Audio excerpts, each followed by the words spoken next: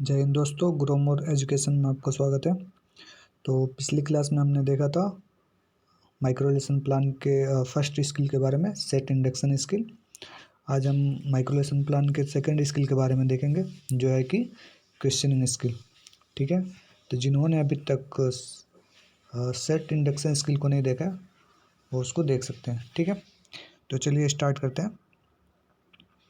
Questioning skill क्या होता है?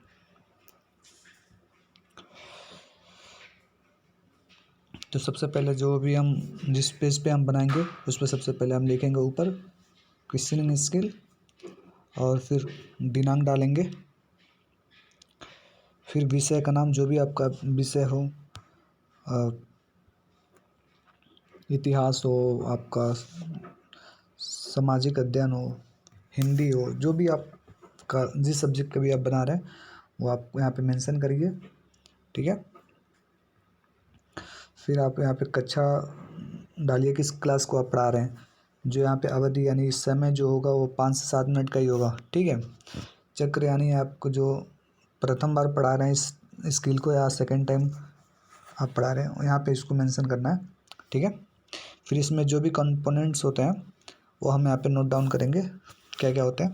तो इसमें होते हैं, इसमें क्या क्या देखे जाते हैं। क्वेश्चन पूछने में स्टूडेंट की मतलब स्पीड क्या है, उसमें उसकी आवाज़ क्लियर है कि नहीं है, उसकी धारा प्रभाविता यानी वो क्वेश्चन पूछने में झिझक तो नहीं रहा। ठीक है, प्रश्नों की उसमें भागीदारी क्या होती है, फिर वो उसमें क्वेश्चन करने में उसमें कितना ठहराव विराम लेता है, यानी कितना ठहर के पूछता है, या मतलब एक एक जैसे ही पूछ देता है। इस सब चीज़ों को इसमें नोटिस किया जाता है। ठीक है, तो फिर हमारा आता है प्रश्नों की सटीकता, फ्रेमिंग कैसे होगी, फिर हम उसको देखेंगे। तो इसमें 4 तरह के होते हैं: सामग्री के अनुसार, व्याकरणीय रूप से सही और संक्षिप्त और स्पष्ट। ठीक है, ओके। तो हम कॉलम बना लेंगे। हमारे पास 4 कॉलम होंगे। एक होगा क्रम संख्या का, ठीक है, एक क्रम संख्या का होगा, एक शिष्य शिक्षक गतिविधि, जो भी आप टीचर आप एज ए टीचर आप क्लास में जाएंगे तो जो भी क्वेश्चन करेंगे वो यहाँ पे आपकी गतिविधि नोट डाउन की जाएगी। ठीक है, फिर जो भी आपके जो सामने आपके स्टूडेंट बैठे होंगे वो आपको क्या आंसर देंगे वो इसमें मेंशन करना है। फिर इसमें आप कौशल के घटक यानी जो जो आप कंपोनेंट्स यूज किए हैं उसमें कौन कौन से कंपोनेंट है, पहला कंपोनेंट था, दूसरा था, तीसरा था, जो भी था इसमें मेंशन करना है। ठीक है, फिर यहाँ पे सैम्पल्ड कार्य, जो भी स्टूडेंट आंसर दिए हैं उसको उस कार्य को आपको सैम्पल्ड पे दर्शाना होगा। ठीक है, नोट डाउन करना होगा यहाँ पे। अब देखते हैं, क्वेश्चन स्टार्ट करते हैं।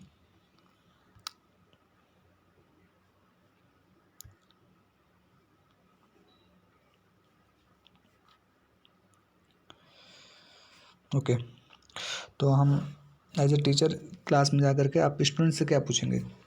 इसमें क्वेश्चनिंग स्किल जो बेसिकली होता है वो जब आप कोई भी यूनिट पढ़ाते हैं उस यूनिट से पढ़ाने के बाद जो आप उसमें जो क्वेश्चन पुटअप करते हैं वो बस उसको डेवलप करने के लिए इस स्किल को पढ़ाया जाता है, यानी आपके अंदर डेवलप किया जाता है कि आप किसी चैप्टर को पढ़ाने के बाद उस चैप्टर से छात्रों से कैसे आप क्वेश्चन करेंगे, कि उस जिससे पता चले कि छात्र आपके द्वारा पढ़ाए हुए चैप्टर या किसी भी यूनिट को कितने अच्छे से समझ पाएँ।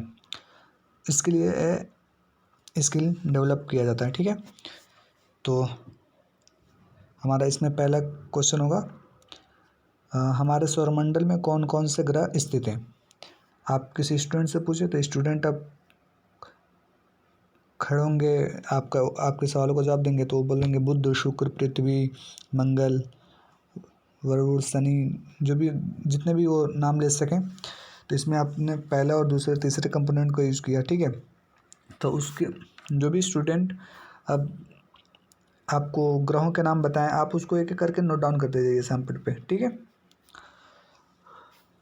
फिर आपका जो दूसरा क्वेश्चन होगा कि सौरमंडल का जो प्रधान ग्रह कौन सा होता है, तो स्टूडेंट बोलेगा सूर्य होता है। तो सूर्य में चौथा और पांचवा कंपोनेंट यूज हो रहा है इस क्वेश्चन में, तो हम यहाँ पे सूर्य मेंशन करेंगे। सेट इंडक्शन में हमने देखा था कि जो छात्र का जो आंसर आएगा, जो भी उसका प्रश्न का उत्तर आएगा, उसी उत्तर से हमको यहाँ पे प्रश्न बनाना होता था, मगर इस स्किल में ऐसा नहीं है। ठीक है,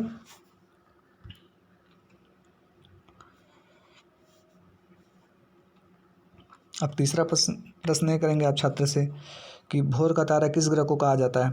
तो छात्र जवाब देंगे भोर का तारा सूर्य ग्रह को कहा जाता है। तो यहाँ पे आप सूर्य ग्रह मेंशन कर देंगे। ठीक है, आप नोट डाउन करते जाएंगे। ऐसे ही नीला ग्रह किस ग्रह को कहा जाता है। तो पृथ्वी को कहा जाता है। तो पृथ्वी का कौन सा ग्रह उपग्रह है, यानी पृथ्वी का उपग्रह कौन है। तो पृथ्वी का उपग्रह एकमात्र चंद्रमा है। इसको हम लिख देंगे आंसर। छात्र की जो प्रतिक्रिया होगी वो प्रतिक्रिया हम लिख देंगे, और वो जो आंसर होगा हम सैमपट कार्य में लिख देंगे। ठीक है, लास्ट में हम इतना इस क्वेश्चन करने के बाद हम अपना बोलेंगे कि छात्र आज हमने सौरमंडल के बारे में अध्ययन किया। ओके क्लास, तो आज के क्लास में सिर्फ इतना ही क्वेश्चनिंग स्किल। नेक्स्ट क्लास में हम देखेंगे एक्सप्लेनेशन स्किल। ओके, तब तक के लिए धन्यवाद।